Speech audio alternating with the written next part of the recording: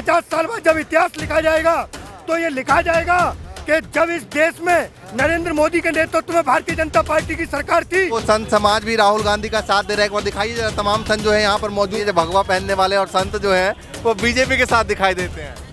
ये आपका मानना हो सकता है? ना हम हिंदू, ना मुस्लिम, ना हम सिख ईसाई हैं। हाँ। एक बाप के बेटे सारे, हम सब भाई भाई हैं। जनता पार्टी के खिलाफ आज पूरा देश एकजुट होकर के लड़ाई लड़ने के लिए तैयार है। और आप तो उस करनाल में खड़े हैं जहाँ से किसान आंदोलन की शुरुआत हुई। विशेष आशीर्वाद देने के लिए यहाँ सभी इकट्ठे। कौन सा आशीर्वाद? वो ये, अगर राहुल गांधी एक चीज को पकड़ ले, सिर्फ यही कहे जय।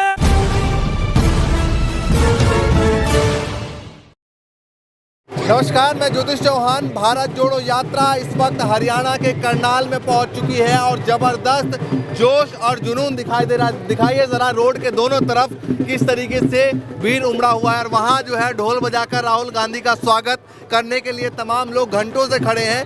पीछे राहुल गांधी तकरीबन आधा से 1 किलोमीटर पीछे हैं और तमाम लोग यहाँ पर मौजूद हैं उनका स्वागत करने के लिए। ये भाई साहब भी हैं हाथ में तिरंगा झंडा का लेकर, तो क्या कहना चाहेंगे? जोश और जुनून दिखाई दे रहा है। बिल्कुल जोश और जुनून है। जब हम कन्याकुमारी से चले थे तो हम सैकड़ों में थे, उसके बाद हम हजारों में और आज लाखों में हैं। राहुल गांधी जी के साथ आज देश की लाखों की संख्या में, चाहे महिला हो, बहनें हो, भाई, बूढ़े बड़े, सब लोग कंधे से कंधा मिला करके अपनी बात रखने के लिए इस तानाशाही सरकार के खिलाफ सड़क पर उतर चुके हैं और चल रहे हैं राहुल गांधी जी के साथ। बीजेपी कह रही है जोश 2 गुना 3 गुना बढ़ता जा रहा है। जब तक हम कश्मीर पहुंचेंगे तो ये जोश और ऊपर होगा। नहीं, लेकिन बीजेपी कह रही है भैया कितने भी लोग आ जाएं कोई फायदा नहीं होने वाला है। नहीं, वो क्यों? देखने के लिए आ जाते हैं। नहीं, देखिए बीजेपी को कुछ भी कहने दीजिए, अब देखने तो बीजेपी वालों को जाएंगे, क्योंकि आज इस देश की जनता समझ चुकी है। और आप तो उस करनाल में खड़े हैं जहां से किसान आंदोलन की शुरुआत हुई। उन किसानों को 1 साल तक दिल्ली की सीमा पर कांटे लगा करके, बैरिकेड्स लगा करके इस तानाशाही सरकार ने रोके रखा था। उनकी आवाज सड़क से लेकर संसद तक केवल और केवल एक नेता ने उठाई थी, वो थे राहुल गांधी जी। इस तानाशाही सरकार के खिलाफ सड़क से लेकर संसद तक लड़ रहे थे। चाहे मजदूर हो, बेरोजगार युवा हो, किसान हो, दलित हो, अगर हर किसी की आवाज, अगर कोई आज इस देश में इस तानाशाही सरकार के खिलाफ बिना लड़े उठा रहा है तो वो केवल और केवल राहुल गांधी जी उठा रहे हैं। और मैं एक बात और मैं आपको बताना चाहता हूँ कि आज से 50 साल बाद जब इतिहास लिखा जाएगा तो ये लिखा जाएगा कि जब इस देश में नरेंद्र मोदी के नेतृत्व में भारतीय जनता पार्टी की सरकार थी और नरेंद्र मोदी जी प्रधानमंत्री थे, तब इस देश में, जब इस देश की अर्थव्यवस्था को पीछे ले जाने का काम किया जा रहा था, देश की अर्थव्यवस्था पड़ोसी देशों से पीछे चली गई थी, बेरोजगारी अपने चरम स्तर को छू गई थी और महंगाई रिकॉर्ड स्तर को तोड़ गई थी और हर रैंक में हम अपने पड़ोसी छोटे देशों से पीछे चले गए थे और देश के लोगों को आपस में लड़वा करके तोड़ने का काम किया जा रहा था। उस समय राहुल गांधी जी कन्याकुमारी से कश्मीर तक देश के लोगों के लिए पैदल यात्रा निकाल रहे थे। ये बताइए, ढोल ताशों के साथ जगह जगह स्वागत हो रहा है, साथ में बताइए विपक्षी एकता को एक कर पाएंगे? बिल्कुल, मैं कहता हूँ सारे विपक्ष वाले एक होंगे।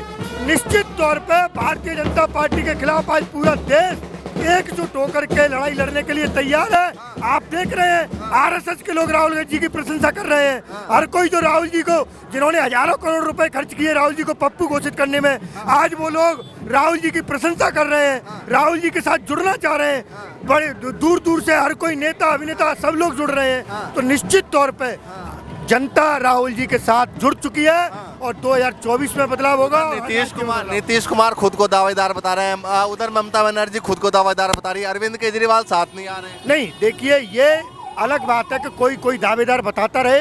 आज राहुल गांधी जी एक ऐसे नेता हैं पूरे देश में जो देश के प्रत्येक व्यक्ति की आवाज बन करके सड़क से लेकर संसद तक बिना डरे हुए आवाज उठा रहे हैं। तमाम लोग हैं जो साथ साथ में यात्रा के चल रहे हैं और तमाम लोगों से हम बातचीत करने की भी लगातार कोशिश कर रहे हैं। क्या कहना चाहेंगे? यात्रा को देखने के लिए रुके हैं, क्या कहना चाहेंगे? नहीं बोलेंगे?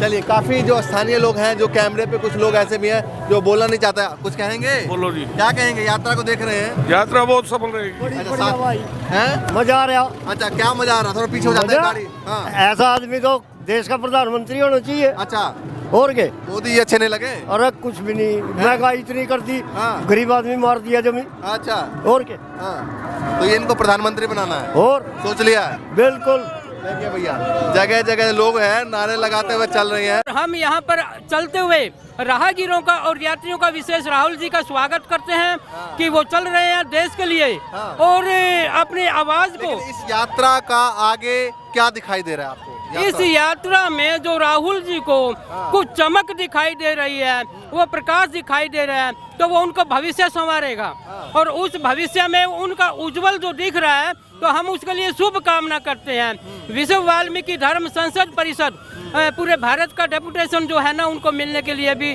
आया था, तो और उन्होंने आगे के लिए समय संकेत दे दिया, तो हम उनका धन्यवाद करते हैं। अच्छा ये बताइए, जिस तरीके से आप लोगों ने भगवा पहन रखा है और अक्सर कहते हैं कि भैया जो भगवा पहनने वाले और संत जो हैं वो बीजेपी के साथ दिखाई देते हैं, ये आपका मानना हो सकता है। संत का और समाज का, संत का और समाज एक दूसरे के पूरक हैं, वो अलग अलग नहीं हो सकते।